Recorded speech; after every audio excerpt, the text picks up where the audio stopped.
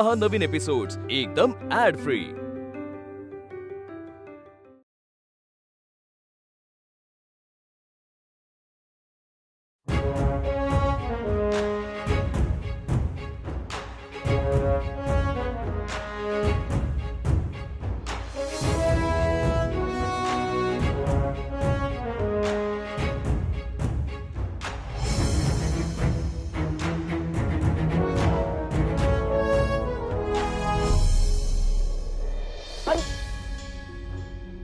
Let me help you, Mr. Tilak. Thank you so much for your help, Professor Shu. No need to thank me, Mr. Tilak. But I have to draw your attention to one serious matter. काय झालं sir? काही काळजीचं कारण? It depends how you look at it. The semester is almost over, and still you have not attended my lecture. May I know the reason? तर मी कॉलेजात आलो, प्रवेश घेतला आणि अभ्यासक्रम बघितला. तर मला असं लक्षात आलं की आपल्या प्रथम वर्षाच्या अभ्यासातील बहुतांश भाग माझा शिकून झालाय. मग लेक्चरला बसून उगाच वेळ वाया घालवण्यात काय अर्थ? तुम्ही अर्थशास्त्र शिकवता, तुम्हाला तर माहितीच आहे. हिस्ट्री ऑफ वर्ल्ड इकॉनॉमिक्स आपल्या अभ्यासक्रमात नाही, पण माझं शिकून झालंय. So you mean the syllabus of this college is not up to the mark? No sir, मी फक्त माझ्या पुरता तोडगा काढलाय. I mean a way out. Well, but I must bring this to your attention. If you fail to attend the lectures, then, as per the rules, you will not be able to appear in the exam. ठीक आहे sir, मी नाही देणार परीक्षा. Mr. Tilak, do you understand exactly what you're saying? Your year will be wasted. होय sir, मी ठरवलंय. या वर्षी मी परीक्षा देणार नाही, स्वेच्छेने अनुत्तीर्ण होईल. I have decided to take a gap this year. माझी मते कोणाला पटणार नाहीत म्हणून मी कोणाला सांगायला जात नाही. मी ठरवलंय, संपूर्ण वेळ माझ्या तब्येतीसाठी आणि स्वतःला घडवण्यासाठी खर्च करणार आहे. Fine. What can I say now? I wish you best of luck. Thank you sir.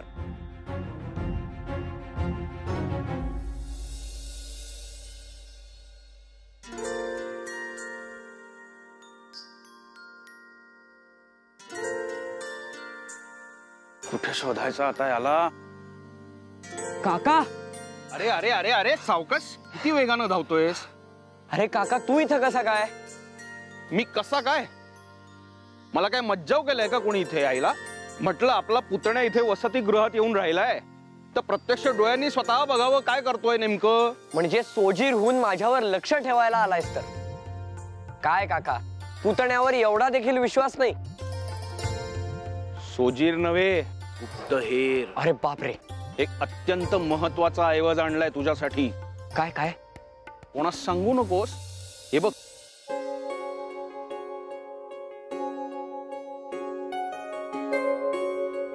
काकूच्या हातच्या पुरणपोळ्या.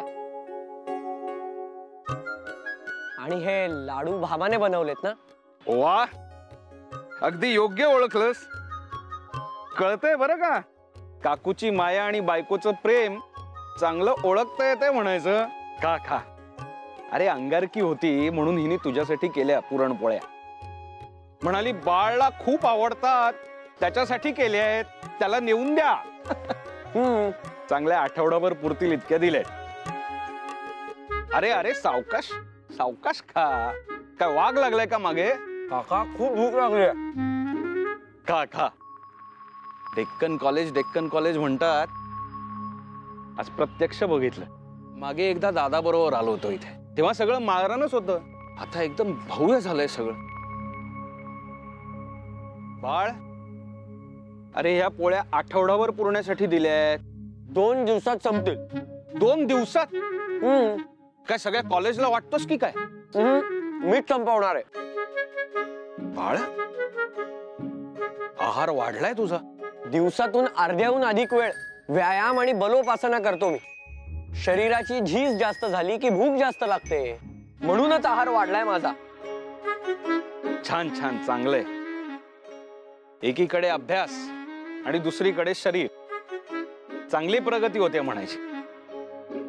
बरं, हा आता परीक्षा येतील ना, अर्ज भरलास की नाही? नाही म्हणजे येताना काही विद्यार्थ्यांची कुजबूज ऐकली मी. म्हणून विचारतोय. हो का? काही कल्पना नाही मला. कल्पना नाही? काका, माझ्या म्हणण्याचा उद्देश असा की त्या परीक्षेत मला काही रस नाही. मुळात ती परीक्षा मी देणारच नाहीये. काय म्हणालास? परीक्षा देणारच नाहीस? हो काका, मी ठरवलंय या वर्षी मी परीक्षाच देणार नाही. अरे असा का वागतोयस तू? नापास होशील अशानी. हो, त्याची कल्पना आहे मला. अरे लाज वाटते का तुला? कुठून झाली तुला ही दुर्बुद्धी? काका, तू आधी शांत हो बघू. माझं म्हणणं तरी ऐकून घे. प्रथम वर्षात इथे जे शिकवतात ते ज्ञान मला अगोदरच अवगत झालंय. मग ते शिकण्यासाठी पुन्हा वेळ कशाला खर्च करायचा? त्यापेक्षा मी विचार केला की हे वर्ष मला पूर्णपणे स्वतःसाठी खर्च करायचंय. स्वतःसाठी? अरे मग आजपर्यंत जे काही केलंस, जे काही वागलास ते कोणासाठी होतं?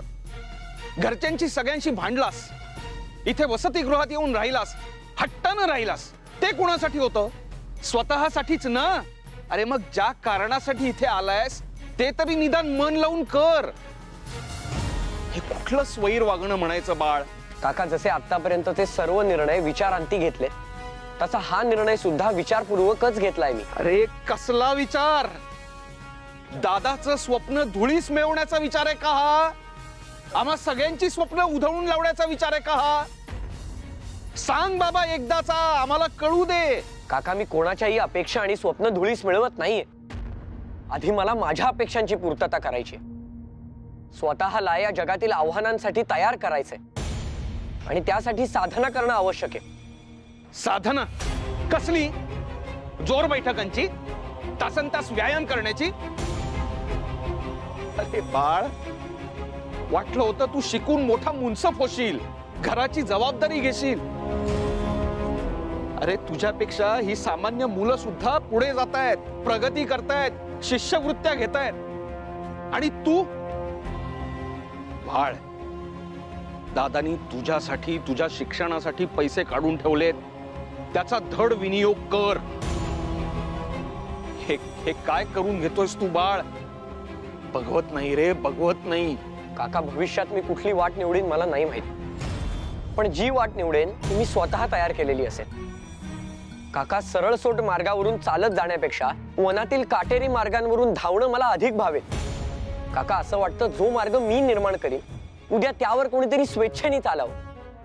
त्यासाठी मला स्वतःला घडवायचंय काका, आणि म्हणूनच मी हा निर्णय घेतलाय.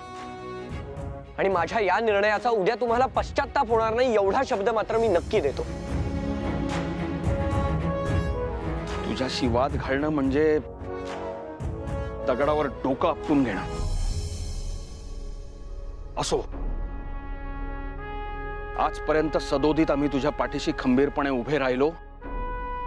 आता यापुढेही तसंच करणं कर्तव्य आहे आणि ते आम्ही करूच.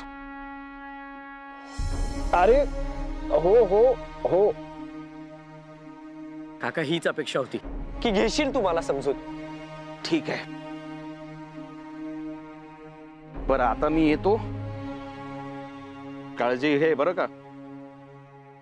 काका, भामेला नक्की सांगशील की लाडवात गुळापेक्षा तिच्या हातचा गोडवा अधिक आलाय.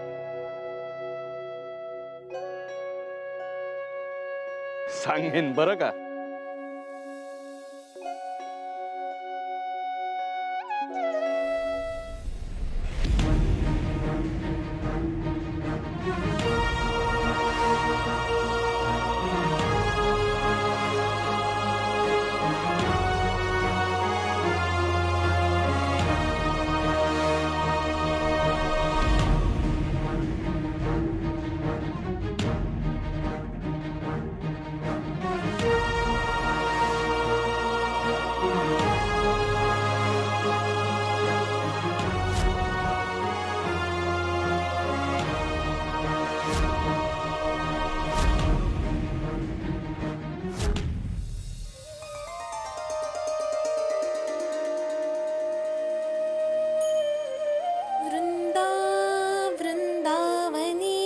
विश्वपूजिता विश्वपावनी पुष्पसारानंदनी तुलसी कृष्ण जीवनी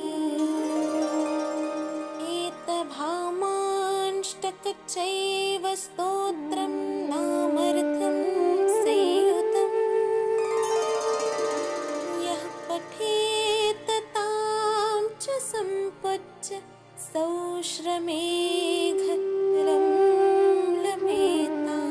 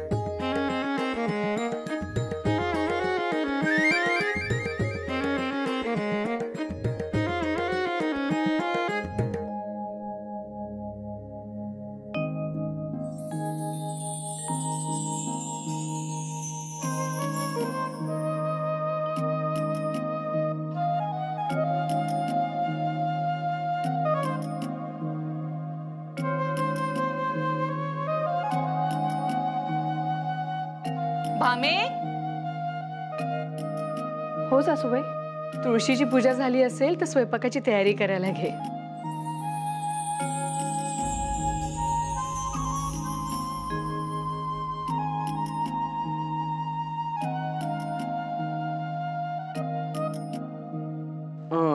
तरीच म्हटलं हिशोब जुळत कसा नाही, गोंधळ घालून ठेवलाय नुसता. ऐकताय का? चोर आहे चोर. कोण? मी? अगं बाई तू नव्हे, आपला किरण भुसारी. चोख 14 आणि शिल्लक आहेत त्याच्याकडे अजून आपले. तरी म्हटलं यंदा आपल्या खिशातला खुळखुळा वाजत कसा नाही. थांब, तू माझी पगडी घेऊन ये, आज चांगली अद्दलच घडवतो त्याला. आता हे काय? तेच सांगते मी. बाकीचं सगळं बाजूला ठेवा, आधी घरामध्ये काय घडतंय त्याकडे लक्ष द्या. आता काय झालं? भामाची अवस्था पाहवत नाही हो. आणि हा तर दिनक्रमच झालाय जणू. अगदी पर्वचा म्हणावा तसा. रोज दर घटकेला भामा दाराशी जाऊन बाळ आला की नाही पाहते. बाळ तर काही येतच नाही. एक खडा उचलून आणते आणि भांड्यामध्ये जमा करून ठेवते आणि सगळा राग भांड्यांवर काढते. असा या खड्यांचं काय गणित बांधलंय हिनं? अहो, प्रत्येक महिन्याच्या प्रतिपदेपासून ती एक खडा उचलते आणि भांड्यामध्ये जमा करून ठेवते. म्हणजे बाळला आला की दाखवता येईल की हिनं त्याची किती दिवस वाट पाहिली ते. आणि पहा ना, आता शुक्लातली अष्टमी आली हो. नवरात्र देखील चालू झाले, पण बाळचा अजूनही काही पत्ता नाहीये. असे किती खडे जमवलेत तिनं. नाही, बाळ घरी आला की त्याचं मस्तक फुटणार असंच वाटतं मला. करा, तुम्ही चेष्टाच करा. पुरुषांना बायकांचं मन कधी करणार देवच जाणे. आओ ऐका, निरोप आलाय.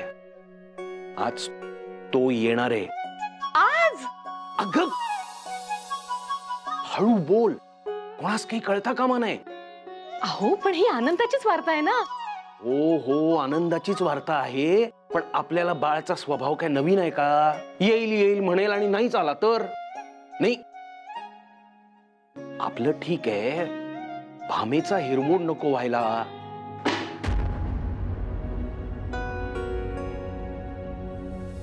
झालं.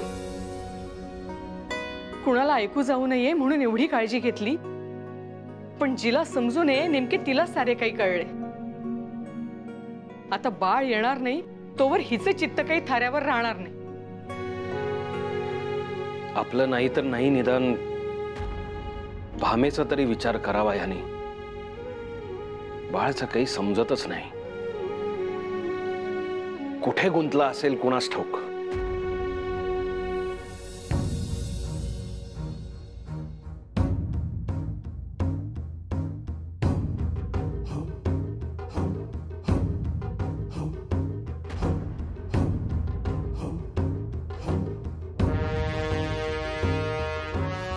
मूर्ख कुठले. अरे वा वीरप्पा वा. अरे या देशी तुला कोणी धोबी पछाड देईल असा पूत जन्माला आलाच नाही. अरे गोरे साहेब सुद्धा याची पाठ थोपटतात. साहेबांकडून तनखा आणि मर्जी मिळवणारा या वाघासमोर कोणीही टिकू शकणार नाही. काय रे दाजी, तू तरी हरवू शकशील का या पहाडासारख्या वीरप्पास? मी नाही, पण या गोऱ्या साहेबाच्या मर्जीमुळे आलेल्या उन्मत्तपणाला मातीत मिळवणारी एकच व्यक्ती आहे. कोण आहे? The one who is not evil but for sure he is our devil. Devil devil devil devil devil devil.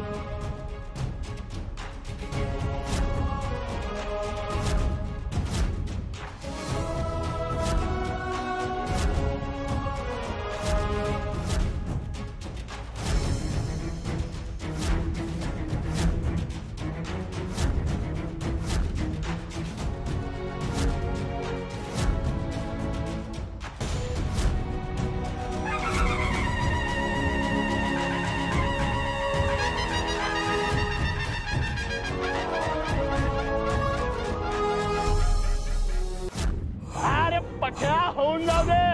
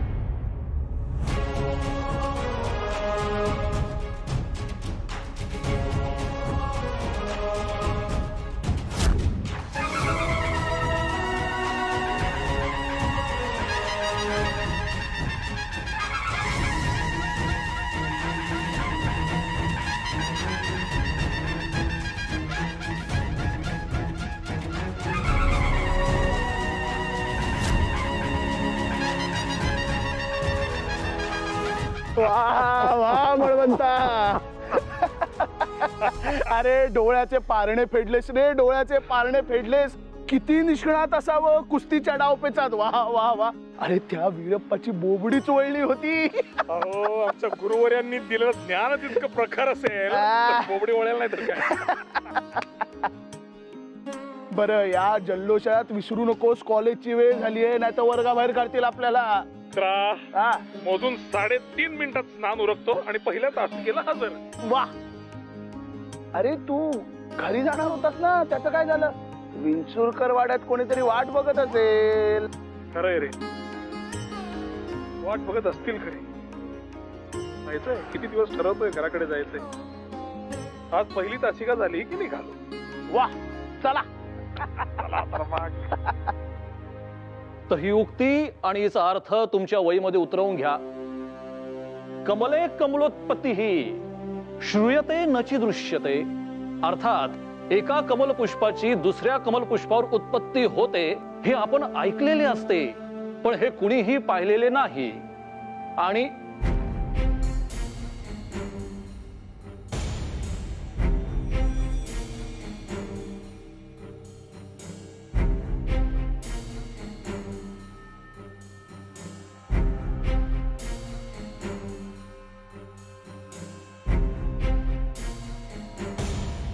Sir,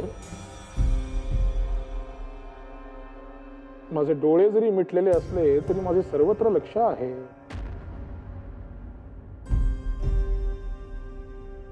उठ, टिळक उभा राहा.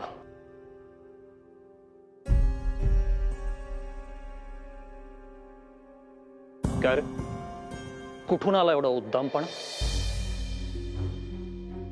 अरे जरा चार बैठका काय मारल्यास, तब्येत काय कमावलीस, म्हणजे आभाळास हात टेकले का रे तुझे? नाही नाही, शरीराची गट्टी जमल्यामुळे ना बुद्धीला गर्वाची बाधा झाली तुझ्या, दुसरं काही नाही. हा विषय शिकणे इतके सहज वाटते तुला? अरे महाकवी कालिदासाचं हे काव्य समजणे हे तुझ्यासारख्या सामान्य मुलाचे काम नाही. किती आव्हानांना सामोरे जात कालिदासाने उत्तमोत्तम साहित्यकृती निर्माण केल्या. आणि त्याच महाकवी कालिदासाला फक्त जिवंतपणीच नव्हे तर त्याच्या जीवनाच्या अखेरच्या क्षणी सुद्धा अशाच आव्हानांना सामोरे जावे लागले. आणि मला सुद्धा अशाच काही आव्हानांना सामोरे जावे लागेल असे दिसते. आव्हान? हो, अर्थात. बर का, एकदा एका सुंदर युवतीने एवढी एकच उक्ती भिंतीवर लिहिली, अर्थात ओळ. आणि या पुढची समर्पक ओळ काय असू शकेल असे महाकवी कालिदासाला विचारले. आता महाकवी कालिदास तो साक्षात सरस्वती त्यावर प्रसन्न झाली होती. त्याने यथार्थ अशी पुढची ओळ लिहून काढली. पहिली ओळ आहे, कमले कमलोत्पत्ती श्रूयते न च दृश्यते. आणि त्याने लिहिली, बाले तव मुखाम भोजयी दृश्यमिंदीवर द्वयम. वा, अर्थात कमळाच्या पुष्पावर आणखी एक कमळ उगवून येणे हे आपण सर्वांनीच ऐकलेले असते, मात्र कुणीही ते पाहिलेले नसते. तर मग हे सौंदर्यवती, तुझ्या या कमलरूपी चेहऱ्यावर हे दोन कमल नयन कसे निर्माण झाले? आता तुम्ही सांगा, याच युवतीने पुढे जाऊन महाकवी कालिदासाचे प्राणहरण केले असे सांगितले जाते. म्हणून म्हटलं आव्हान. बरं का दाजी? हा सर, तुम्ही तसेच माझ्या बाबतीत नाही ना करणार? शांत. नाही, प्राणहरण नाही, पण तुझे गर्वहरण मी निश्चितच करेन. आता उभा आहेसच तर असा सरळ वर्गाबाहेर जा. सर, माझे म्हणणे इतकेच आहे की मेंदूत एवढा ज्ञानाचा साठा असताना तो कागदावर उतरून वृथा शाई आणि कागद वाया कशाला घालवायचे?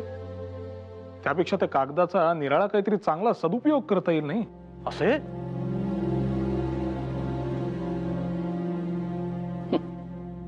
हाच अहंकार एक दिवस तुझ्या अंगलटी लक्षात ठेव. आवेश तर असा आणतोयस की भविष्यात मोठा अग्रलेखच लिहिणार आहेस या कागदांवर. मला ठाऊक नाही सर, मी काय लिहीन मला खरोखर ठाऊक नाही, मात्र लिहीन नक्की. आणि जे लिहीन ते संपूर्ण देश वाचेल, अगदी तुम्ही सुद्धा.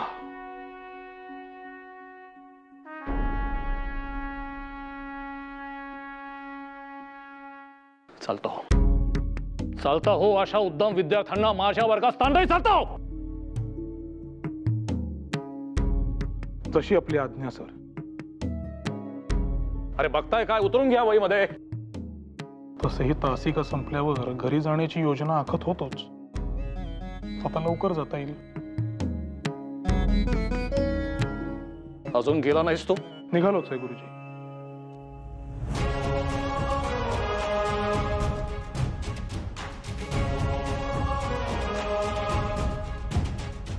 हे म्हणावे देशाचे भविष्य.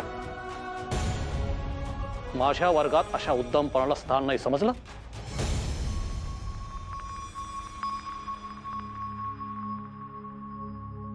तर बरं का, उद्या आपल्या वर्गात संस्कृत कविता स्पर्धा आहे.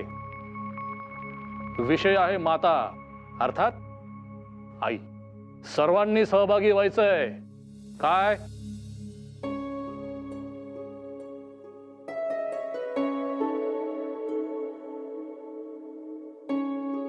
बाळ बाळ अरे काय रे काय थांब जरा. अरे दम लागलाय. थांबायला मला वेळ नाही, मी निघालो घरी. काय आज तू घरी चाललायस म्हणजे उद्या तू नक्कीच येत नाहीस, हो ना? अर्थात येणार नाही. इतके दिवसांनी मी घरी चाललोय म्हटल्यावर एका दिवसात कसा परत येईल? बरं, आमच्या घरची मंडळीच मला सोडणार नाही, तो भाग नाही राहणार. अरे रे, वाईट झालं. चांगली संधी तुझ्या हातून निसटून गेली बा. कसली संधी? नाही तू जा, तू आपला जा. अरे मला वाटले होते तुझ्या बुद्धीला चालना मिळेल, तुझी प्रतिभा आम्हाला अनुभवता येईल, पण ते नियतीच मान्य नाही. त्याला आम्ही काय करणार? दाजी, ओ दाजी खरे, पुन्हा जर माझ्या समोर असा नाटकीपणा केलास ना तर असं धोबी पछाड देईन त्या वीरप्पा सारखा. अरे बापरे, अरे मी तुझा गुरु ना रे, मलाच कसला धोबी पछाड देतोस? तुला डेव्हिल म्हणतात ते उगाच नाही. मग आता सांगतोयस का चालता होतोयस? सांगतो. हा, तुझे प्रिय लाडके प्राध्यापक जिन्सीवाले यांनी उद्या संस्कृत काव्य स्पर्धा आयोजित केली आहे. मग म्हणजे भाग घ्यायचाय तुला. घरी मी जाणारच आहे, शब्द देऊन ठेवलाय मी घरच्यांना. बरं, मी कितीही उत्कृष्ट कविता केली तरी जिन्सीवाले मला पारितोषिक देणार आहेत का? नाही. मी निघालो. आधी विषय ऐक, मग तुझी सगळी मतं बदलतील. असा काय मोठा विषय निवडून काढलाय जिन्सीवाल्यांनी? माता.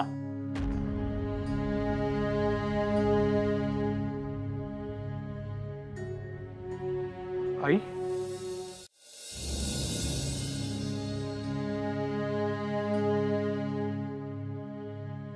इतकी वर्षे झाली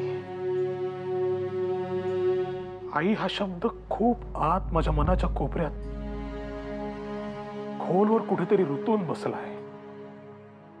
वयाची आणि समजुतीची धूळ बसली होती इतकी वर्ष त्यावर, पण आता या अशा अनाहूत क्षणी ती पुसली गेली. आई, लहान असतानाच मला देहरूपानं सोडून गेली, पण ती असते कायम माझ्या सोबत. मला जाणवतं तिचं अस्तित्व. पारितोषिक मिळो न मिळो, मात्र माझ्या आईविषयी लिहिण्याची आणि व्यक्त होण्याची संधी मी मुळीच गमावणार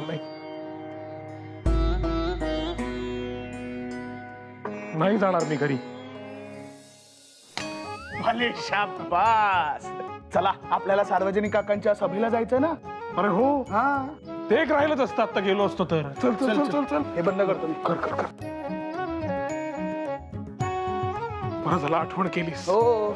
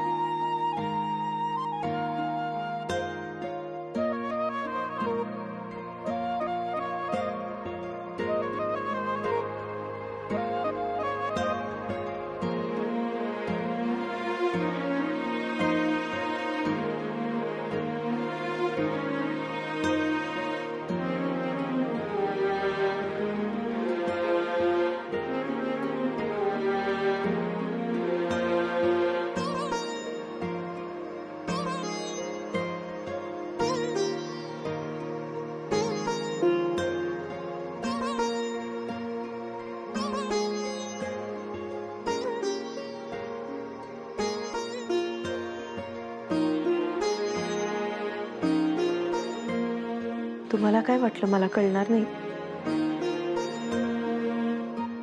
आज सकाळी स्वयंपाकघरात कावळा ओरडताना ऐकलं मी. रोज कुठे ओरडतो हा कावळा, तेव्हाच मनाशी खूणगाठ बांधली की आज नक्की कोणीतरी येणार, आणि कोणीतरी म्हणजे तुम्ही हे निश्चित झालंच. नका बाई आता आणखी वाट पाहायला लावू.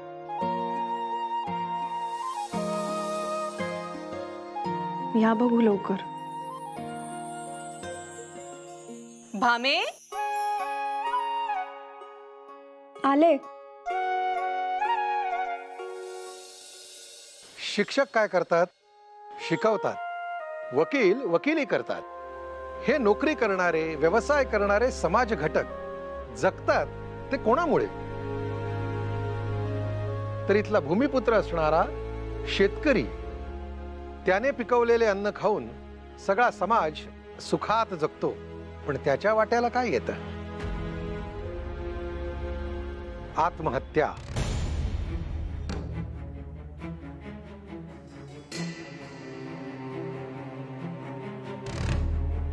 नगर प्रांतातनं शेतकरी आत्महत्यांचा जो आकडा आलाय तो अगदी अस्वस्थ करणारा आहे. कोण जबाबदार आहे याला?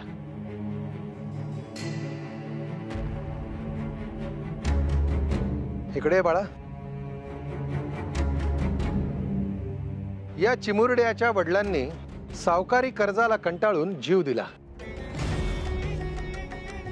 त्याच्यासह अशा अनेक शेतकऱ्यांची कुटुंब देशोधडीला लागली. त्याची जबाबदारी कोण घेणार? सावकार जुलमानं अधिक श्रीमंत होत आहेत आणि कायद्याचा आधार घेऊन या गरिबांच्या जमिनी आपल्या खिशात घालतायत. अशा स्थितीमध्ये यांचे कैवारी कुणी व्हावे? हे कार्य कुणीही करणार नाही. हे कार्य आता आपल्यालाच करावं लागेल. आपली ही सार्वजनिक सभा आता त्यासाठी काही महत्वाचे मुद्दे ब्रिटिश सरकारच्या समोर मांडणार आहे. तू बस बाळ. ज्योतिबा फुलेंसारखे माझे स्नेही, ज्यांनी आपलं सगळं आयुष्य समाजाला वाहून दिलेलं आहे, तेही या कामात आपल्या बरोबर आहेत. आणि हे कार्य असंच जर अविरत सुरू राहायला हवं असेल तर आपल्यासारख्या तरुणांची आम्हाला आवश्यकता आहे. होय काका.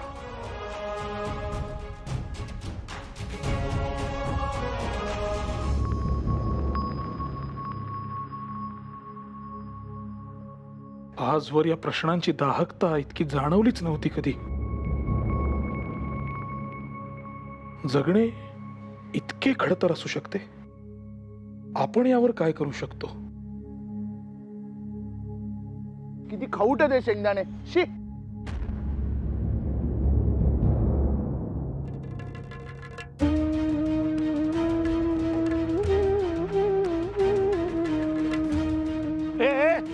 अरे काय करतोयस? हे बाळा, उठ, टाक दाणे ते खाली. पडलेले दाणे खायचे नाहीत आणि खाऊट आहेत ते, कळलं का? तब्येतीला त्रास होईल की नाही तुझ्या? मग खाऊट तर खाऊट, पोटात अन्न तरी जाईल. ह्याच्या बापाने जीव दिल्यापासून पोटात अन्नाचा कण नाही गेला याच्या. आता जमीन नाही, पीक नाही, असंच फेकलेलं खात राहावं लागेल. तुम्ही हाऊस म्हणून एक दिवस उपवास करता, आम्हाला कधीतरी एक दिवस खायला मिळतं, ते नका काढून घेऊ. कुठे राहता? कुठे तू? त्याचे या जगात कोणी नाही. त्याचं सगळं जग असतं म्हणतात. आम्हाला कोण उभं करणार? बघू, नशीब जितके दिवस जिथं घेऊन जाईल तसं जगायचं.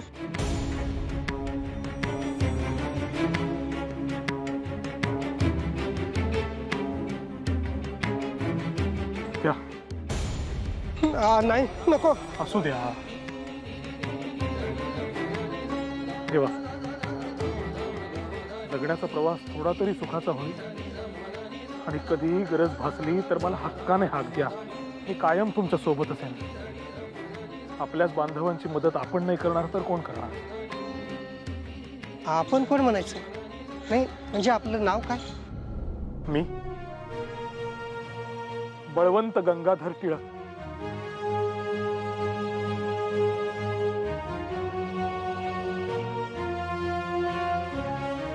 बा, पाया पड.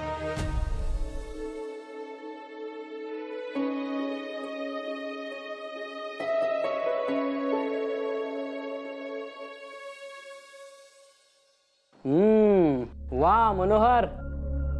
ए तुझं नटून झालं असेल तर चल माझ्यासाठी काव्य रचना करायला सुरुवात कर. उद्याच्या स्पर्धेसाठी तूच मला कविता लिहून देणार आहेस. मी पण मला कुठे काय जमतंय, तूच लिही ना.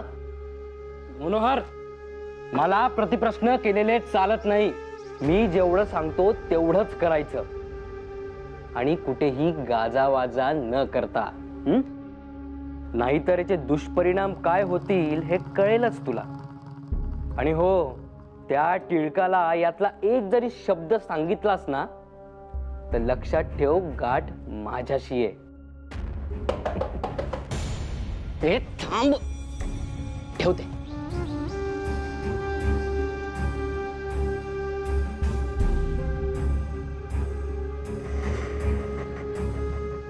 काय रे, दार खिडक्या लावून कसं घेतो सारख्या?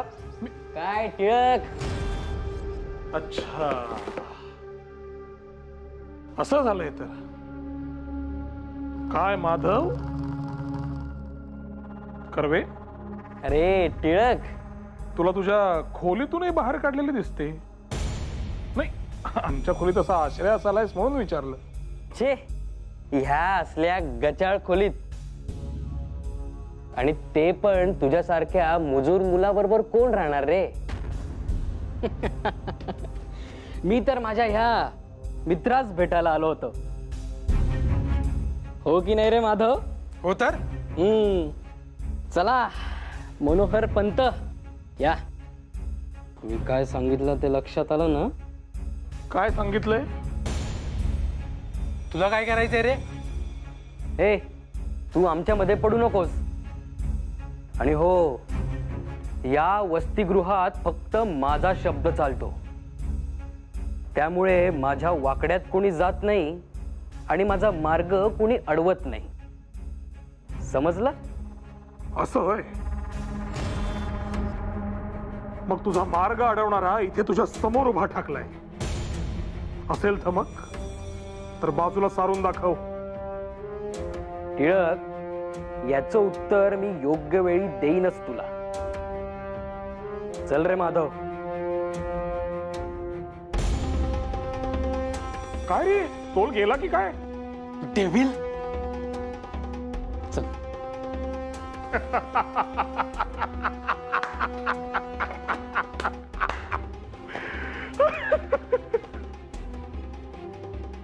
मनोहर, काय झालं सांग. काय नाही. इथे ये. मला काय झालं ते नीट सांग. माझ्याशी खोटं बोलशील तर स्वतःलाच फसवशील. मला मित्र म्हणवतोस ना, मग माझ्यावर विश्वास ठेव आणि मला नेमकं काय झालंय ते सांग. उद्या होणाऱ्या काव्य स्पर्धेसाठी त्याने मला त्याच्यासाठी कविता लिहायला सांगितली.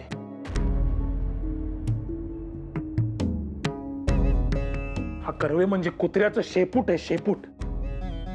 एक दिवस याला सरळ मार्गे आणावंच लागेल आणि मी त्याला धडा शिकवेन. तू बघच. त्याला आजन्म लक्षात राहील असा धडा शिकवेन मी त्याला. पण कधी? अरे, शिशुपालाचे 100 अपराध पूर्ण होतीलच कधीतरी. तुर्तास भोजन कक्षात जायची तयारी करूया. आज म्हणे रुचकर बदामाचा शिरा केलेला आहे. ऐकूनच माझ्या तोंडाला पाणी सुटलंय. जा सोळा नेसायला घे पटकन. उदर भरण नोहे जाणीजे यज्ञ कर्म.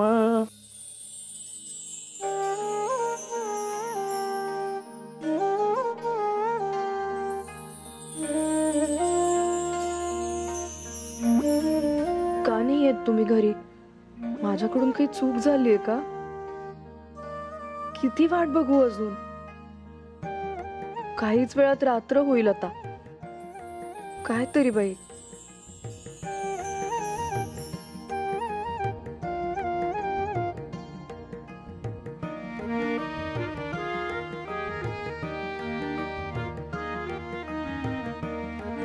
कधी येणार आहे?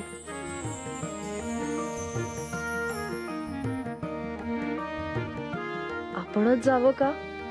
मागेही गेले होते की त्या कॉलेजात. तिथं जाऊन त्यांना चांगलं खडसावून विचारते, का बरं येत नाही तुम्ही?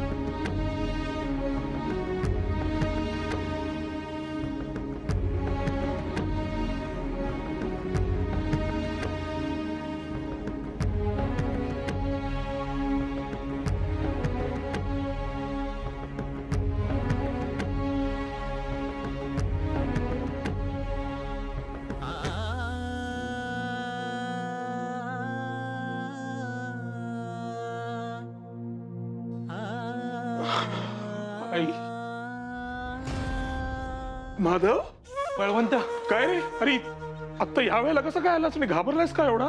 तुझी बायको ती बाहेर आली आहे. भामा? नाही नाही नाही, शक्यच नाही. माधव काय झालंय खरं सांग. बळवंत, माझ्याशी बोलण्यात वेळ वाया घालवू नकोस. ती वसतिगृहाच्या बाहेर थांबलीये. बिचारी घाबरलेली आहे, कुणाच काही सांगत नाहीये. तू चल पटकन. झालंय काय नेमकं? कुणाच काही सांगत नाहीये. चल पटकन.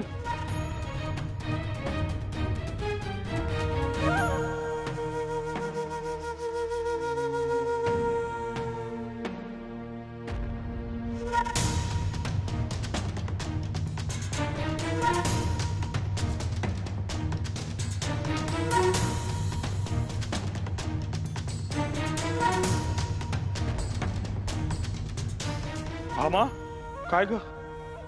घरी सगळे ठीक आहे ना? का तू रुसलीस माझ्यावर?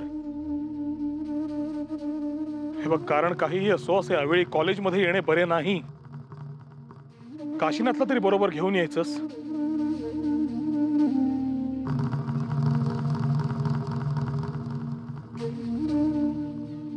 भामा, तुझ्या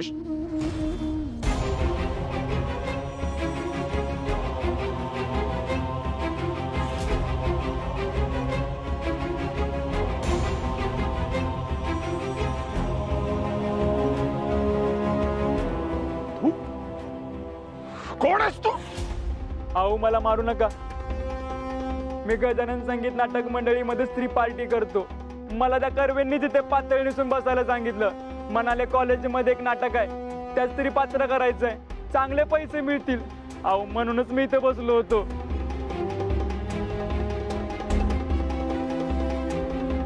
कर्वे! माधव!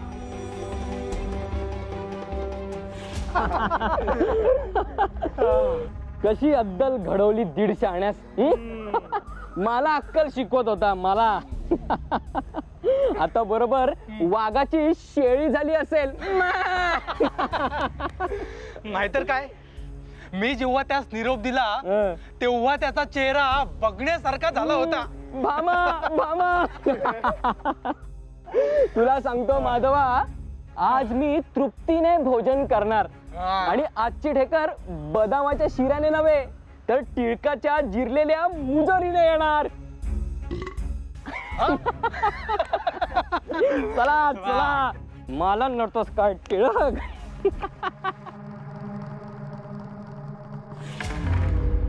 माझी जिरवली म्हणताय ना? आता बघाच, हा बळवंत गंगाधर टिळक कसे उत्तर देतो ते.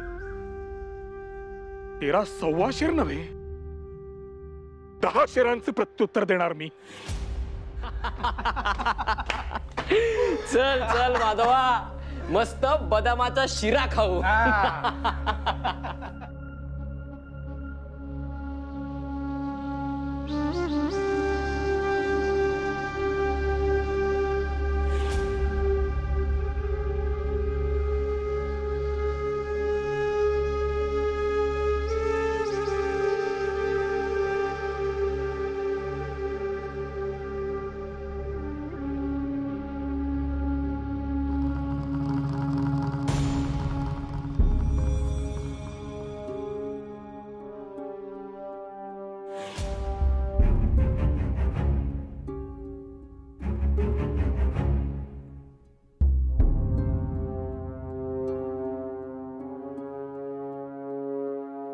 आता खा बदामाचा शिरा.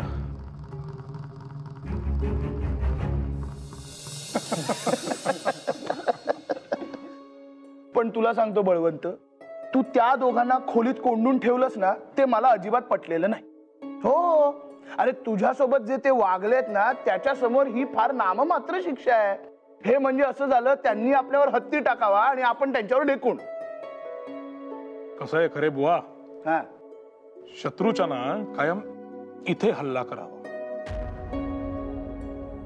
म्हणजे शत्रू लगेच नांगी टाकतो. आणि एकदा का त्याने नांगी टाकली की एक साधा ढेकूनही पुरेसा असतो त्याला पराभूत करायला. हो, पण कधी कधी म्हणजे मी म्हणालो ना, शिशुपालाचे 100 अपराध पूर्ण तर होऊ द्या. आणि ते झालेले आहेत, त्यामुळे आता अंतिम वार होणार. अंतिम वार? तुझ्या डोक्यात नेमकं काय चालू आहे? काय मंडळी? सर, कसली एवढी गहन चर्चा सुरू होती? भविष्याबद्दल विचार विनिमय करत होतो. भविष्य? हा. कुणाचं? स्वतःचं, देशाचं की समस्त मानव जातीचं? काय ना सर, मनुष्य अनेक प्रकारे निसर्गाशी स्नेह तोडून त्याचाच शत्रू होत चाललाय. आणि मानव जातीचं काय झालंय ना सर? हे सर सर सर तुम्ही त्यांच्याकडे लक्ष देऊ नका. तुम्ही बदामाचा शिरा खा ना, फार अप्रतिम झालाय. यांना बहुधा शिऱ्याचाच अंमल झालाय म्हणून असे बरळत आहेत. अरे हो, मला देखील आश्चर्यच वाटलं. एरवी तोंड देखील न उघडणारी मुलं आज टंकलेखन केल्यासारखी बोलू कशी काय लागली? काय रे टिळक्या, आज इतकी सामसूम कशी काय? म्हणजे तुमचा नेहमीचा चमू दिसत नाही म्हणून म्हणतो हो. तो कर्वे ना, तू तर आला नाही आज. चल माधवा चल, बदामाचा शिरा मिळणार भोजन कक्षात, बदामाचा शिरा मिळणार. काय रे, काय झालं? अरे दरवाजा लावला कोणीतरी, कडी उघडत नाहीये. काय? ए, कोणी लावला रे दरवाजा? कोणी आहे का? बावळट कुठचे? अरे बदामाचा शिरा खायचा, उघडा रे दरवाजा. कोण आहे रे? ए दरवाजा उघड, कोण आहे बाहेर? का का? सर, कसं आहे, आपल्या वसतिगृहातील अनेक विद्यार्थ्यांना अचानक पोटदुखीची बाधा झालेली आहे. त्यामुळे ते आज लंघन करणार आहेत. मला नाही वाटत आमच्याशिवाय कोणी आज जेवायला इथे येईल. बापरे, आश्चर्य आहे. हो, पोटदुखी अचानक का बरं झाली असावी? कोणास ठाऊक. असो, आपण आपला बदामाचा शिरा खावा. हो हो अगदी छान झालाय. छान झालाय हो शिरा. दत्तोबा ये रे, एक ताट घेऊन ये भाऊ. मी वाढतो सर. हो वाढ. थोडा थोडा हो हो हो हो पुरे. टिळक्या, तुला गणित विषय आवडतो ना? अर्थात. ही त्याचीच एक शाखा आहे, सूक्ष्म गणित असं म्हणतात. आंग्ल भाषेमध्ये कॅल्क्युलस असं म्हणतात. हो हो हो कल्पना आहे मला. कुणी शोधून काढलं माहितीये का? हो अर्थात, न्यूटनने. फार मोठा गणितज्ञ होता तो. निर्विवाद.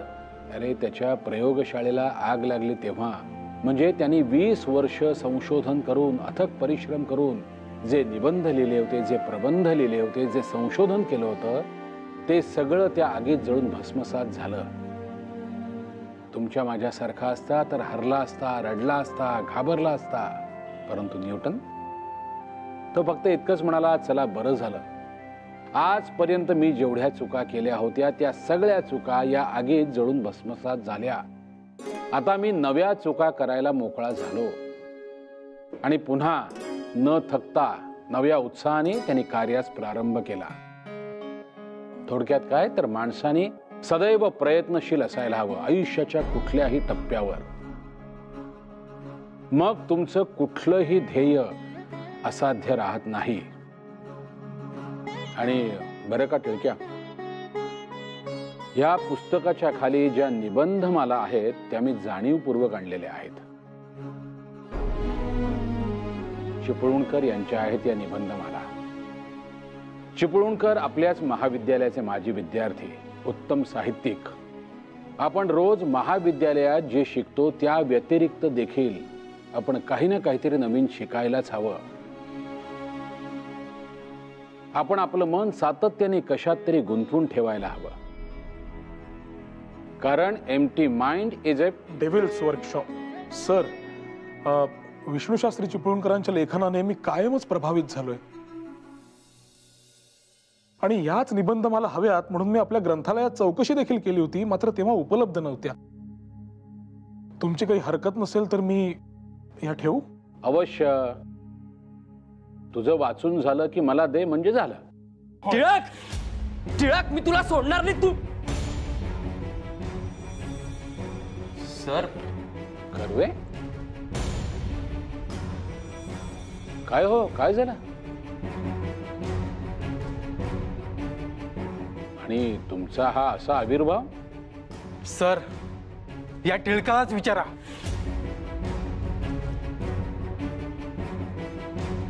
टिळक्या, हा सगळा प्रकार काय आहे? आता काय कुरापत? कुरापत नाही सर. हा कर्वे जरा जास्तच उंच उडू पाहत होता. मी आपले माझ्या परीने त्याचे पंख छाटले. नाही सर, याने मला खोलीत पुरे पुरे. अरे आता अशी भांडणं करायला तुम्ही शाळेत आहात का?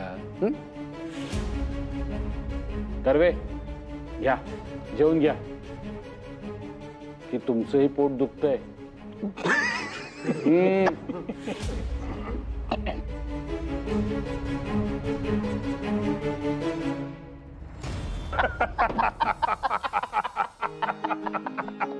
छान जिरवलीस त्या कर्वेची. त्याचा चेहरा बघण्यासारखा झाला होता अगदी.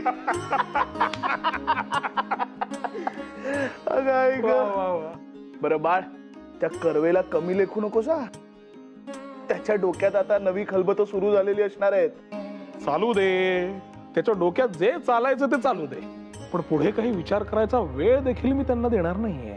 म्हणजे तुझ्या डोक्यात नेमकं काय चाललंय काय? माझ्या डोक्यात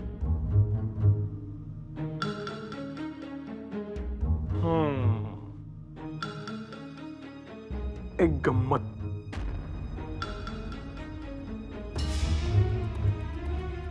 कळेलच तुला आता.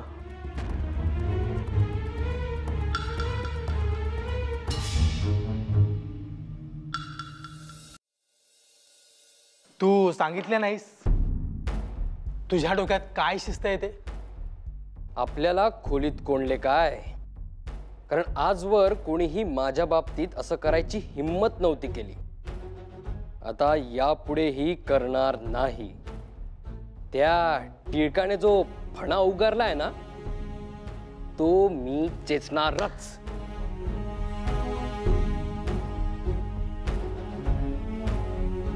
कर्वे, आज वसतिगृहात एवढी शांतता कशी?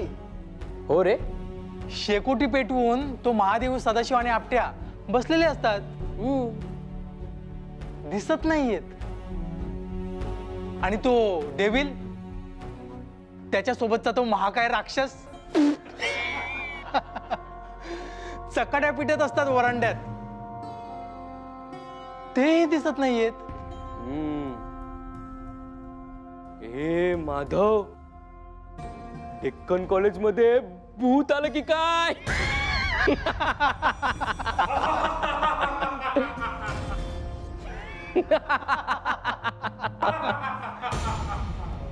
ए, हा तिसरा हसायचा आवाज कोणाचा आला रे? आणि तोही इतका भयानक. हो ना. ए, कोण आहे रे तिकडे? हिम्मत असेल तर समोर ये.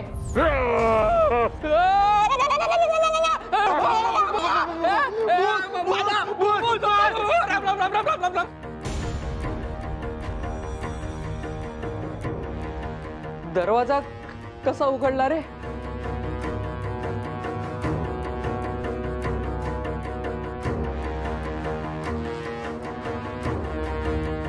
सदाशिव, आपटे, कुणीच कसं नाहीये. काही कळत नाहीये रे. जाऊ दे, चल आपण आपल्या खोलीत जाऊया. हो हो, उघड. अरे आपण बाहेर असताना कडी कशी काय उघडी? जोर लाव, जोर लाव.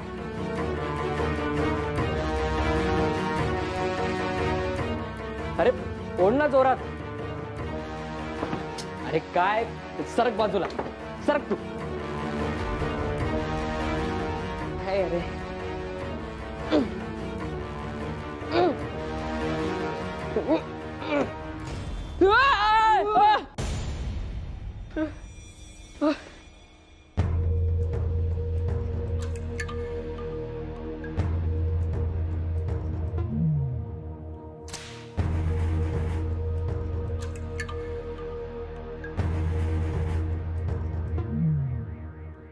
केवढा भयानक माणूस होता रे तो.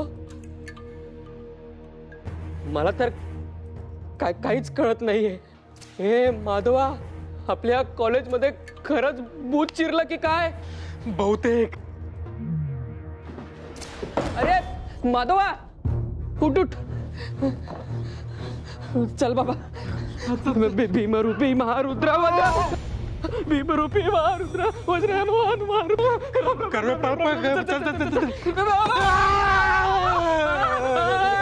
दरवाजा उघडा. पाळू नका, पाळू नका, थांबा. दरवाजा उघडा.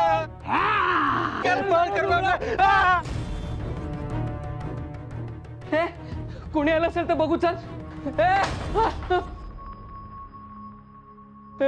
माधव, सदाशिव, आपटे.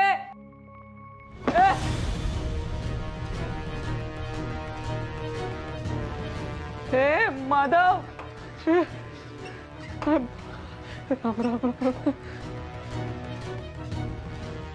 चल चल चल.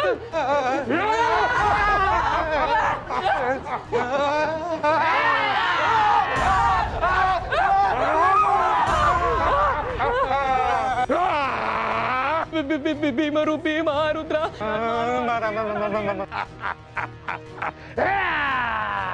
वज्रहनुमान मारुती वनारी. जप नाही, तुका मान्य कर. आम्ही कोणाचं काही वाईट केलं नाही हो. कोण आहात तुम्ही? आम्हाला माफ करा. आम्ही काही नाही केलं, आम्ही काही नाही केलं. चुकला नाही. अरे पुरुषाला बाईची साडी नेसवून बसवलंय कुणी. मनोहरच्या डब्यातले लाडू खाल्ले कुणी. त्याला कविता लिहायला लावली कुणी आणि त्या पलीकडे त्या बिचाऱ्या टिळकला शर्यतीत धावायला लावले कुणी खोटे सांगून. मी नाही, याने मी काय, मी तू सुद्धा सहभागी होता सगळ्यात. हा पण होता. म्हणजे तुम्ही मान्य करताय की तुमची चूक झाली आहे. आता मी तुम्हाला देहदंड देणार आहे. नाही, आम्हाला माफ करा. आम्ही याच्या पुढे करणार नाही. अगदी नाकाच्या सरळ रेषेत चालू, पण आम्हाला माफ करा. बोल ना काही. आता मी तुमच्या वागण्यावर जातीनं लक्ष घालणार आहे. समजले? यारे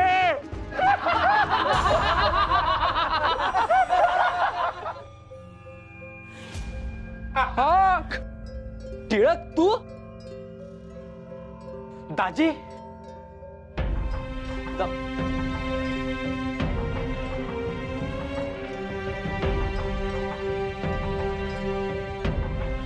होय मीच. कर्वे, तुमच्यासारख्या लाखांची भाषा समजणाऱ्या भूतांसाठी आम्हाला हे असं भूत होऊन यावं लागलं. यापुढे जर वागणूक सुधारली नाही तर खरं भूत म्हणून तुमच्या मनगुटीवर बसावं लागेल मला. एवढा वाघ म्हणून फिरत होतास ना, झाली की नाही शेळी आता. कर्व्या, जाणे.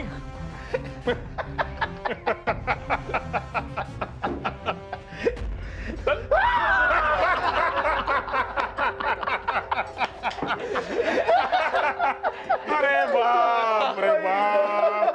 बळवंत, मानलं बाबा तुला. नाही, तुला तर साक्षात दंडवत. नाही, तू फक्त नावाला नाही तर वागायला सुद्धा डेव्हिलच आहेस. हा नाही रे, मी काय म्हणालो, आपल्या सुपीक डोक्यातून या अशा कल्पना येत असतात. अरे चांगलीच अद्दल घडवलीस तू त्यांना. आजचा दिवस खरा सत्कारणी लागला. आता मी शांत डोक्याने घरी जाईन. खोलीत म्हणायचं ना तुला? नाही नाही नाही, घरीच जाईन मी. काय एवढ्या रात्री विंचुरकर वाड्याला? उद्याच्या स्पर्धेचं काय? पुन्हा विसरलास? सुपीक डोक्यात कल्पना आहेत, पण घरी जाणं आवश्यक आहे.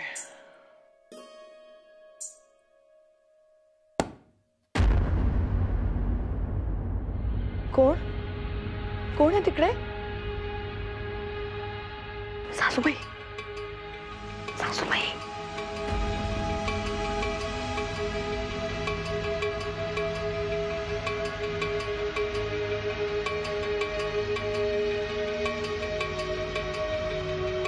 कोण आहे?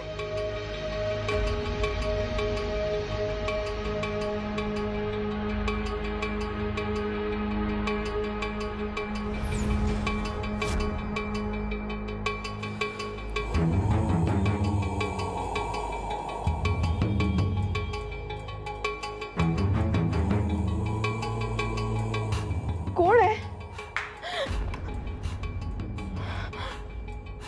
सासूबाई, काशीनाथ भाऊजी, अहो कोणीतरी शिरले आहे घरात. या ना इथे.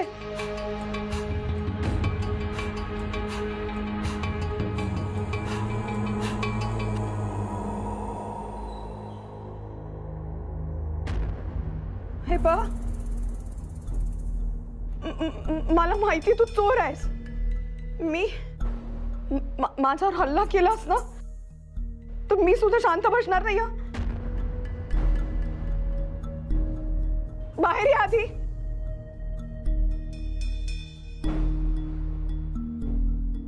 कोण आहे तिकडे? कोण आहे?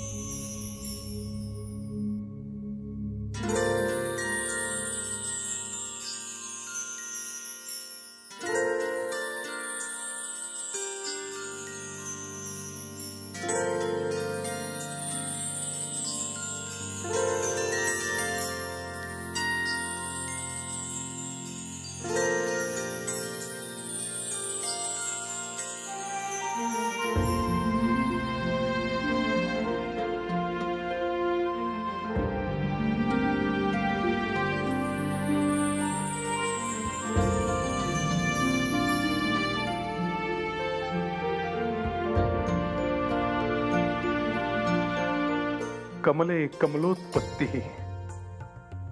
श्रूयते न च दृश्यते बाले तव मुखांभोज्यै दृश्यमिंदिवरद्वयम्. तुम्ही हे असे जे काही बोलता त्यातले कळत काही सुद्धा नाही मला, पण ऐकल्यावर फार प्रसन्न वाटते. मी सांगतो ना, कमळाच्या पुष्पावर आणखी एक कमळ निर्माण होणं अशक्य आहे.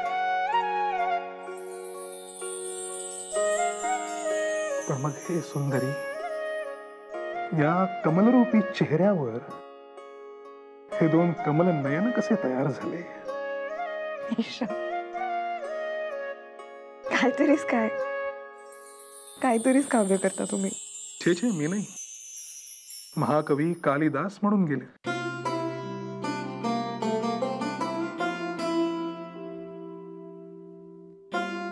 इथे समोर एवढी बायको उभी आहे आणि आपल्याला कालिदासाचे स्मरण होते.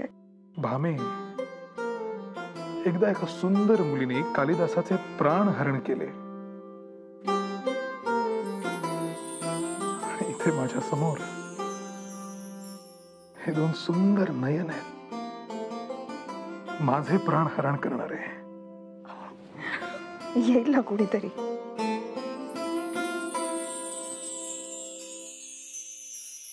अरे पण एवढ्या रात्री येण्याची काय गरज होती? तेच ना, किती रात्री आलास रे? दिवसभर आम्हाच आपला धापशा, बाळ आता येईल मग येईल. तू अगदी काजव्यासारखा रात्री उगवलास. आणि रात्री उशिरा का होईना आलोय हे महत्वाचे. शब्द पडू दिला नाही.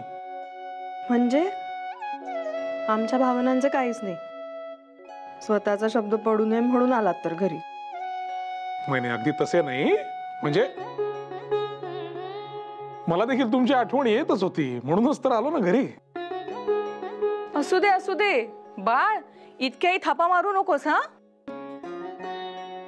तुला कशाला काका काकूंची आठवण यावी रे? हा, पण इथे मात्र कोणीतरी विरहात झुरतय हे मात्र नक्की. ते काही विचारू नकोस बाबा. होय, नाहीतर काय. अरे भामेनं कुठल्याशा डब्यामध्ये दगड जमा करून ठेवलेत, हो की नाही? काय पण हे डबे दगड काय प्रकरण आहे? हो ना, मी सांगते बाळ तुला. अहो राहू दे ना सासूबाई. बाई बाई बाई, किती सुरेख लाजलीस ती. सांगा की मला, काय प्रकरण आहे हे डबे दगड? अरे काही नाही, खूप मोठी कहाणी आहे ती.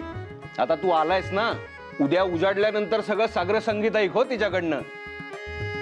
काय सांगशील ना भामे? बरं काकाश्री, मला काही उद्या थांबता येणार नाही.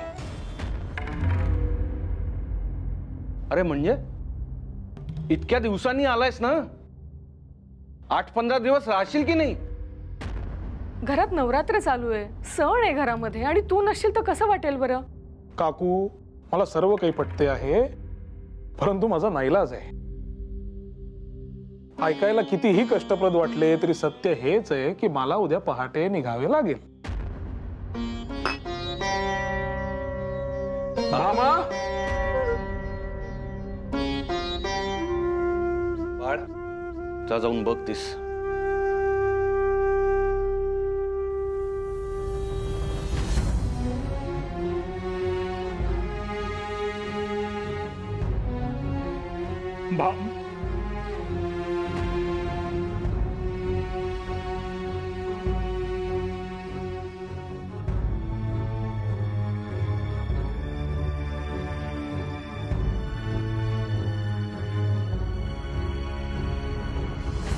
इतक्या लवकर जायचे होते तर मग यायचे तरी कशाला?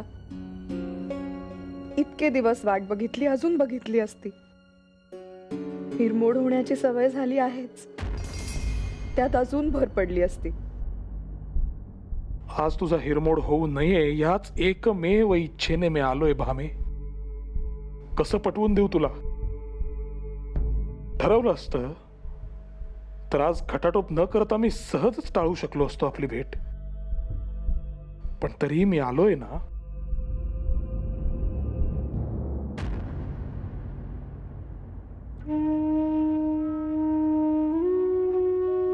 असं चंद्रकोरी सारखं येणं मनाला किती चटका लावून जातं. भामे, मी प्रत्येक क्षणी हाच विचार करत असतो की कधी तुझी भेट घेता येईल. परंतु सातत्याने येणारी जबाबदारी आणि शिक्षण यात गुरफटून गेलोय ग.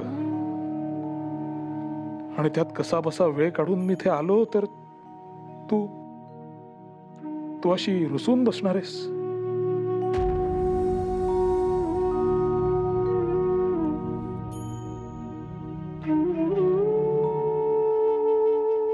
रुसू नाही तर काय, इतके तरी करू द्या मला. माझ्या चिडण्यावर रडण्यावर माझा अधिकार नाही का?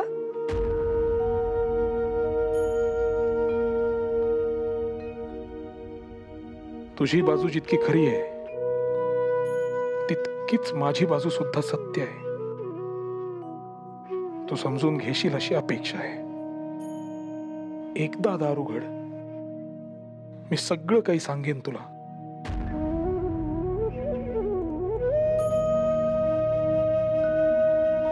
इतकेच अपराधी वाटत असेल तर एकदा तरी दार ठोठवा, मग बघू.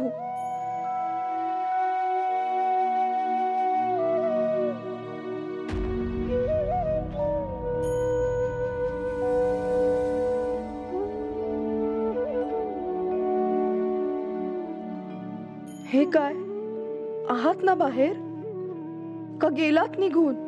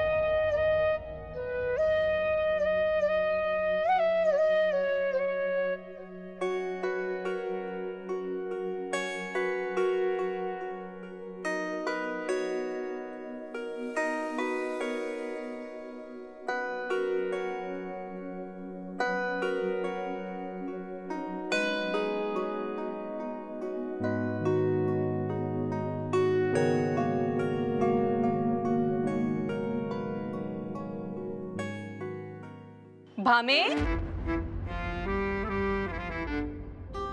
आलीस? काय रागवली आहेस ना? स्वाभाविकच आहे, बाळ काहीही न बोलता निघून गेला ना सकाळी. आता या बाळाच्या स्वभावाचं काय करावं ना हेच आम्हाला समजत नाहीये. पण इतकं काय महत्वाचं काम होतं की इतकासा वेळ देखील थांबता आलं नाही. अगं आता आम्ही काय आग्रह केला नसेल का थांबायचा, पण जाणं अगदी आवश्यक आहे असं म्हणाला. कसलीशी स्पर्धा आहे म्हणे.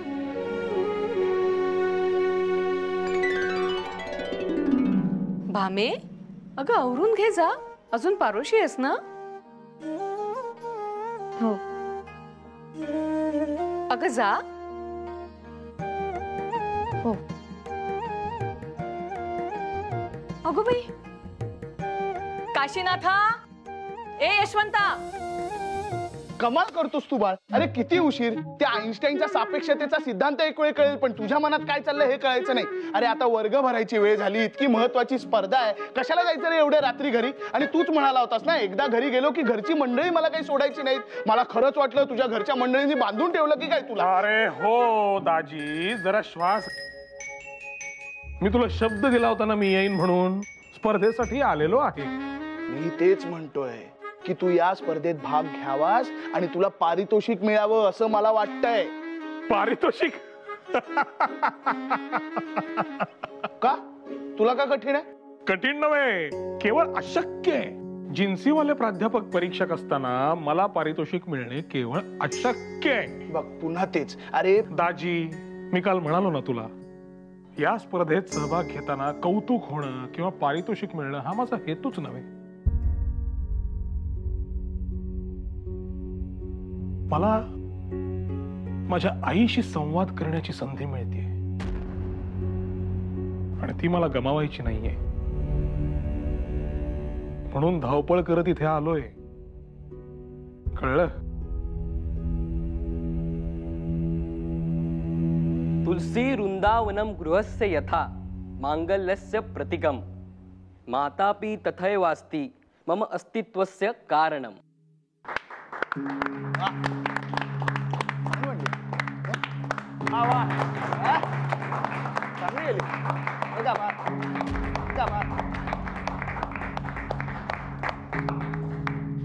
सुंदर. मातृत्वाविषयीचे तुम्हा सर्व विद्यार्थ्यांचे विचार ऐकून मला समाधान वाटलं. आजची स्पर्धा माझ्या कल्पनेपेक्षाही अटीतटीची होतीये यात शंकाच नाही.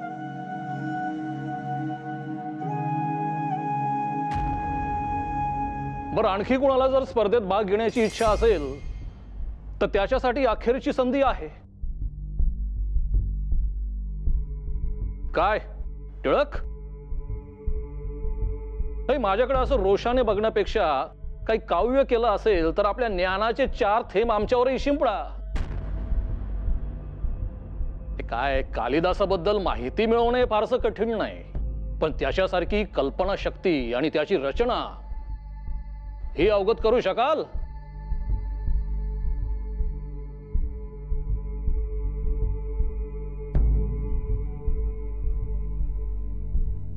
सर,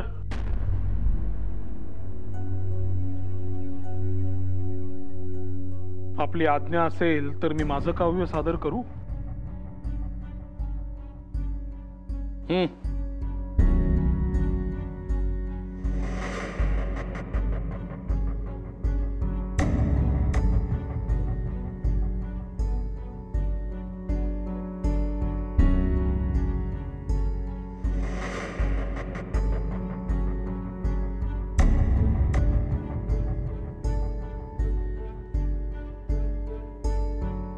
बरं का,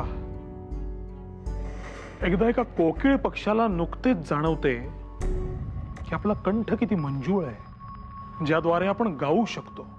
आणि हे त्याला जाणवताच त्याला त्याच्या स्वराचा स्नेह होतो, त्याला मोह पडू लागतो, त्याला माया वाटते. आणि एक दिवस दैव त्याच्याकडून त्याचा स्वर हिरावून घेतं, कायमस्वरूपी, त्याला न सांगता.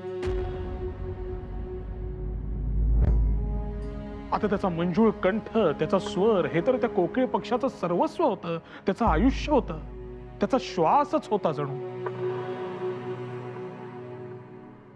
तसा माझा श्वास माझी आई होती.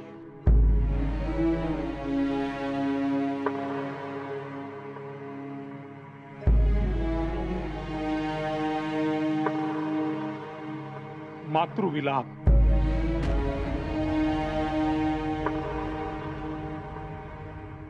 प्रसमीक्ष सुतम गुणालयम विधिना सहृत जीवितम पुरा जननी निपपात दुःखिता धरणौ मोहवशम गता भृशम. अथ सा जननी विमूर्छिता प्रकृतिम प्राप्तवती यथा यथा. सुत जीवित नाश हेतुभि विष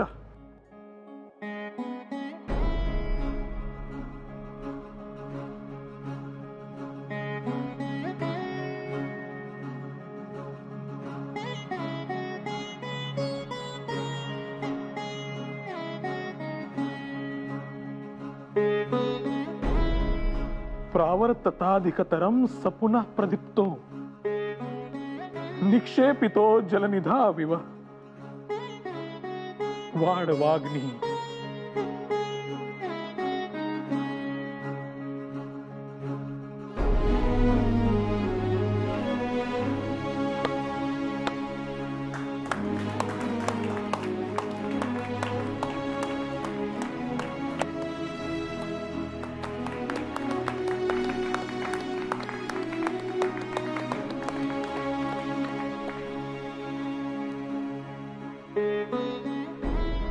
आई कोण असते? आई कोण असते? आई निरंजनाची वात असते. आई स्वतः रोज कले कलेने जळत संपूर्ण घर प्रकाशमान करते, ती असते आई. तिचे ममत्व, तिचा त्याग, तिचे प्रेम याची तुलना, याची गणना कशी करू शकणार? नाही करू शकत. या जगामध्ये प्रत्येक गोष्टीचं मूल्यमापन करणारं एकक आहे, परंतु प्रेम आणि विशेषतः आईचं प्रेम, त्याचं मूल्यमापन करू शकणारं माप निर्माण करणं त्या विधात्याला सुद्धा जमलेलं नाहीये. आणि हेच आज तुम्ही सिद्ध केलंय. अभिमान वाटतोय मला तुमचा. परंतु आपण ही स्पर्धा सादर केली आहे, ते तिचं प्रेम किती सार्थ आणि यथार्थपणे तुम्ही वर्णन करू शकता हे जाणून घेण्यासाठी. आणि स्पर्धा म्हटली की मग त्यात गुणरचना आलीच. आणि निकाल देण्याचं हे महाकठीण कार्य माझ्या हाती आलेलं आहे. चला बाय. अरे कुठे निघालास? निकाल नाही काय ऐकायचा? माझ्यावर त्यांचा विशेष रोष आहे आणि मी काल जे वागलो त्याचे उत्तर ते काढणारच. निकाल ऐकून काय करू? निघतो. हे बघ तू थांब, निदान माझ्यासाठी तरी थांब, कळलं? थांब, निकाल ऐकूया. नियमानुसार आपण 3 क्रमांक अर्थात 3 बक्षिसे जाहीर करणार आहोत. तर तृतीय क्रमांक आहे जनार्दन आपटे. वा वा वा वा मित्रा. द्वितीय क्रमांक आहे केशव देशमुख. अरे वा वा देशमुख. आणि आता प्रथम क्रमांक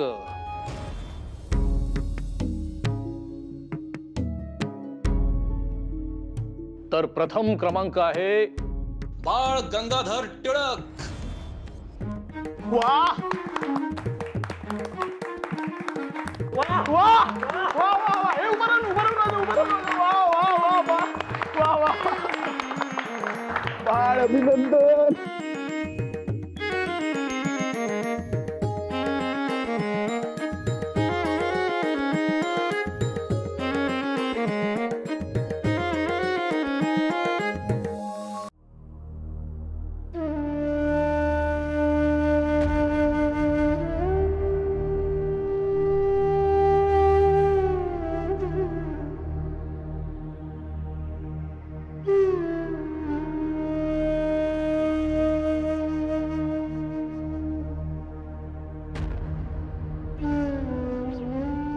सर तुम्ही? अरे मला वाटलं काल जसं तू माझं चालत येणं न बघता ओळखलंस तसं आजही ओळखशील. नाही आज माझं चित्तच थाऱ्यावर नाही. समजू शकतो. मातृवियोग आणि त्याच्या आठवणी या कायम क्लेशदायकच असतात. पण आज ज्या प्रकारे तू मातृविलाप सादर केलास तुझ्या मातोश्रीस खरोखरच अभिमान वाटला असेल तुझा. अभिमान वाटायला ती प्रत्यक्ष असायला हवी सर. कोकिळेचा स्वर हरपला म्हणून त्याचं गायन थांबत नाही बळवंत. जगासाठी तो स्वर नाहीसा झालेला असतो परंतु मनाशी संवाद हा कायम सुरूच असतो. तुझ्या मातोश्री तुझ्याकडे तिथून पाहत आहेत. अभिमानाने कौतुकाने. सर एक विचारू? विचार. बस विचार. बोल. सर तुमच्या दृष्टीने मी तुमच्याशी इतका उद्दामपणे वागत आलो आहे तरी सुद्धा तुम्ही मला प्रथम पारितोषिक दिलं. कसं काय? मला तर पूर्ण खात्री होती की तुमचा माझ्यावरचा राग पाहता तुम्ही मला जाणून बुजून बाजूस काढाल. अरे तुझ्यासारखा विद्यार्थी देखील असा विचार करू शकतो? आश्चर्य आहे. विद्यार्थ्याशी माझं नातं प्रथम शिक्षकाचं जरी असलं तरी नंतर ते वडिलकीचं आहे. तुमच्या बुद्धीचं मूल्यमापन करताना तुमची वर्तणूक कशी आहे याचा विचार करून कसा चालेल? तुझी कविता आणि त्याचं सादरीकरण हे सर्वोत्तमच होतं. मग त्याबाबत मी पक्षपातीपणा कसा करेल? बळवंत तुझी बुद्धिमत्ता ही विलक्षणच आहे आणि मला त्याचा अभिमान आहे. पण मी तुला हे कधीही सांगितलं नाही. का? कारण त्यामुळं तुमची ही पावलं कदाचित जमिनीहून 4 बोटं वर चालायला नको होत काय? नाही सर, नाही नाही नाही कधीच नाही असं होणार. पण आज मी तुला वडिलकीच्या नात्यानं एक गोष्ट सांगू इच्छितो. तुझा हा स्वभाव जर तू वाकू शकला नाहीस तर स्वतःहून संकटांना आमंत्रण देशील. काय कळलं ना? होय. नमस्कार करतो सर. यशस्वी भव. अशीच प्रगती करा.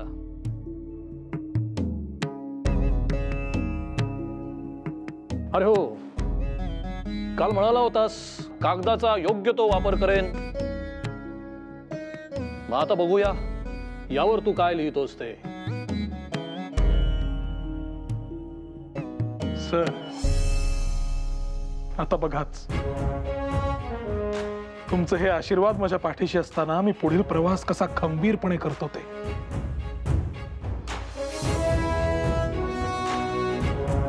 धन्यवाद सर.